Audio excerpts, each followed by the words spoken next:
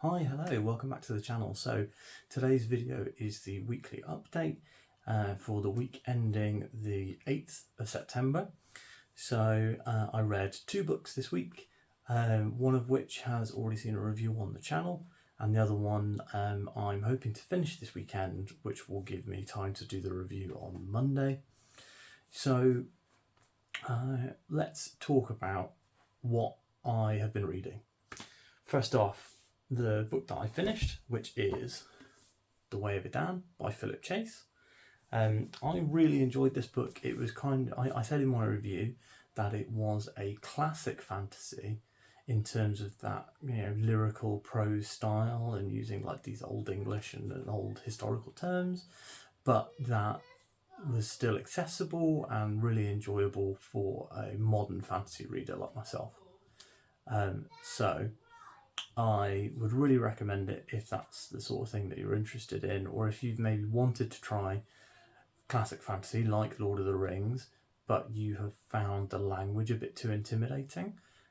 Definitely Philip Chase gets around that by having a much more accessible prose style than any of the classic fantasies that I've read.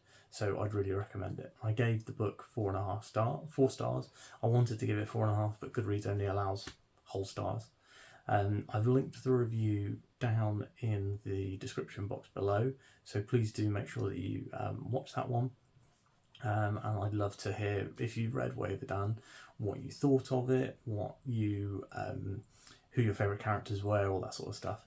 My favourite character would probably some of the antagonists, the priests. I thought they were really well done. And my favourite character name, I said this in the review, my favourite character name was Bledler, because it's just like, not seeing anything like that in other fantasy. It's like this kind of old historical sounding name. It's very interesting. I had a comment on the review from somebody who is big into their kind of medieval history and their sagas and that sort of stuff, and they actually commented a huge list of all the names and the origins of the names. So if you're interested in that sort of thing, then definitely check out my review, because I've not really seen that sort of thing elsewhere, and I think that commenter was had some really interesting things to say. So yes, overall I would recommend The Way of Idan. Like I said, check out the full review for my kind of in detailed thoughts, but the distillation of those thoughts really is it's kind of an accessible classic fantasy for everyone. So next, after that, I went straight into my next book, which is Wistful Ascending by J.C.M. Byrne. Now I held up my Kindle there because I'm reading it via the Kindle Unlimited subscription. So if you're interested in reading along with me and you have Kindle Unlimited, then it's, the only cost to you is the time it takes to read. I have found this book so far to be really fun. It's a sci-fi superhero space opera. So the main character is a superhuman alien hybrid, so he's half super alien and half human, although he looks like a human and kind of he grew up on Earth, so he talks like a human and acts like a human, and he has for years was a soldier and one of the highest ranking super soldiers in this Imperial army. And then at some point in the recent past, he's retired and he's moved out to this space station on the edge of the galaxy that is unaffiliated with this empire and is kind of its own space. Wistful Ascending is the name of the space station. And the main character, Rohan, is the tow chief there. So what he does is he uses his superhuman abilities to fly into space and tow ships in to dock with the station. I thought it was a really interesting story idea, and I really liked how, really liked the setup and all the characters that we've met so far. J.C.M. Byrne has a really accessible prose style, and exact same, I don't want to use accessible as my only praise, but J.C.M. Byrne's prose reminds me a lot of Jim Butcher's in the Dresden Files, and those of you who've watched my top 5 fantasy series of all time will know that Jim Butcher's Dresden Files is the series that I would probably 50% of the time be telling you is my favourite fantasy series of all time. So that's high praise, I would say, for JCM Burns, that he's writing as well as one of my favourite writers. I'm really looking forward to reading more of this book. I'm about a third of the way through, so we've just met a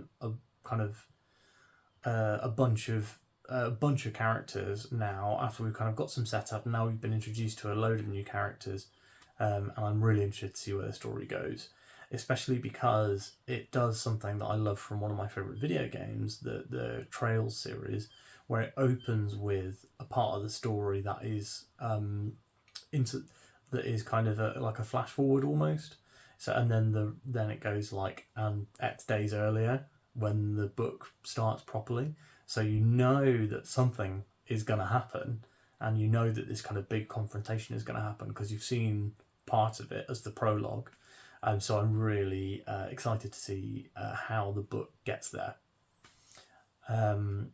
The Wistful Ascending is the first in the Hybrid Helix series. There's currently 3 released, and the 4th one is just about to come out. All 4 of them have been released straight to Kindle Unlimited. So if you, like me, you're a Kindle Unlimited subscriber, you can literally mow through the whole series. I'm going to hold off once I finish reading it, and I'm going to go on to some other self-published stuff. So currently I have lined up the Zach Argyle's Threadlight series and Rob J. Hayes', I think it's called Never Die, the first book in his series. So I've got those 2 lined up. I've heard that the entire Threadlight series, Threadlight trilogy, is under 1,000 pages in total. So it's quite exciting, really, to get that full trilogy experience in something that's shorter than Ryan Carhill's of War and Ruin, which I've just read. I won't, however, be reading all 3 books. One of the new rules that I've added for Self-Pub September is that I'm only going to be trying 1 book from each author, because otherwise I would have literally just spent the entire month reading Philip Chase's Idan trilogy, and as much as that's really fun for me, I don't think that makes great diverse content for you guys who are watching.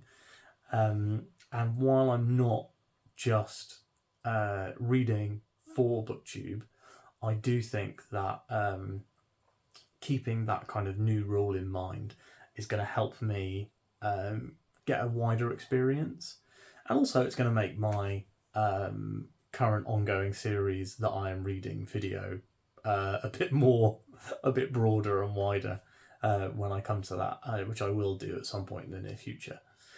If you would really like to see that one, then put a comment down below and I'll prioritise it and do it next week. So that's what I've read and what I'm going to read. I did want to also talk a little bit about the new Bethesda video game Starfield. So I don't know, if you're not interested in video games, then goodbye, thanks for watching. I'm fully happy if you want to turn off here. I'm just going to spend a couple of minutes talking about the game. So one of the reasons that I haven't finished Wistful Ascending is because I spent 2 or 3 evenings this week playing as much Starfield as possible. But Starfield is the latest game from Bethesda, and they make kind of a very singular style of open world RPG, where what they do is they put, I would describe them, and I don't think that this is unfair, as being a mile wide and an inch deep. So you have hundreds of different storylines you can follow, but the storylines aren't particularly long. They're not particularly well written or involved. You'll have a few odd ones out that are incredible and that people will talk about for years to come. But on the whole, I would say that most Bethesda RPGs are kind of very middle of the road for about 80%, and then you have those standout moments. Now, Starfield, I'm still waiting for some standout moments. the interface is quite poor, in my opinion. Maybe it's just that it's not optimized for controller because I'm playing it on the Xbox Series X, but maybe it's just a poor interface. And I think I have heard a few people say that they thought the same. Currently I'm probably about 8 hours in, so not very far at all, which is why I'm not going to make a final judgment on the game. I want to play at least kind of 15 to 20 and try and finish out the main story quest. But I spent like basically the entire evening doing the story stuff on Mars and was really enjoying it. So I haven't really bothered to do any of the main quest yet, but I'll definitely be doing it at some point soon. Now, let me know if you have been playing Starfield. Pop down in the comments, tell me what you think. Try not to spoil anything for me because I am very early on. But I just wanted to kind of shout out that I've been playing it. I know in the Mike's book reviews, in his weekly updates, he'll often shout out like TV, movie stuff and games that he's been playing. But I feel like I'm probably not doing that very often, but because this week a lot of my reading time has been taken up by video games, I thought that I would pad out the weekly update a bit with a little bit of what I've been playing. So there you have it. As I know previously I said that I was going to do my weekly updates on Mondays, covering the previous 7 days. This time, I think it makes a bit more sense to do what everyone else does and post my weekly updates at the end of the week on Fridays. So I'm going to be moving to a Friday from now on, which will mean that Monday through Thursday are going to be book reviews and also kind of like feature pieces. So that might be a why you should read a particular series or book. That might be a tier ranking of a long ongoing series. So for example, I've got a plan to do a tier ranking of the Dresden Files. It could, as I said, be a review, or it might be a piece that's kind of like, I would like to read these books, tell me which ones are the best. So that's something that I'm thinking about doing as well. So yeah, basically it'll be reviews whenever there's something to review, and I do have one review fully recorded but not uploaded yet, that I would have uploaded today but decided to do the weekly updates on Fridays. And I do have about 5 or 6 books that I have read in the recent past that I would like to do reviews for.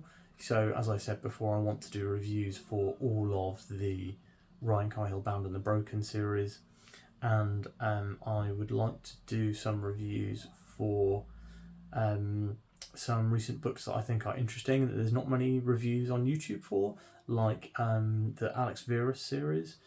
So I read the first book, and while I did not have a great time with it, I think that it had enough positives to make me want to move on to and read the next one. And I also have I've just been approved for a couple of books from NetGalley, so there'll be some reviews for those coming up soon. One of them is the new Ant-Man biography. So in Ant-Man and the Wasp: Quantumania, there's an ongoing joke that Scott has written an autobiography about his time in the Avengers, and Marvel and Disney have released this as an actual book that you can buy and read. So I've been approved for the review for that one, and as a big Marvel fan and a booktuber, I feel like it's probably, I'm probably the best person to talk about this on the internet. You decide whether there could be someone better, but I think it's me. Thanks again for watching. Please let me know what you've been reading. Pop it down in the comments, and I'm looking forward to seeing what people have been up to, and I will keep you guys up to date and see you next week. Bye.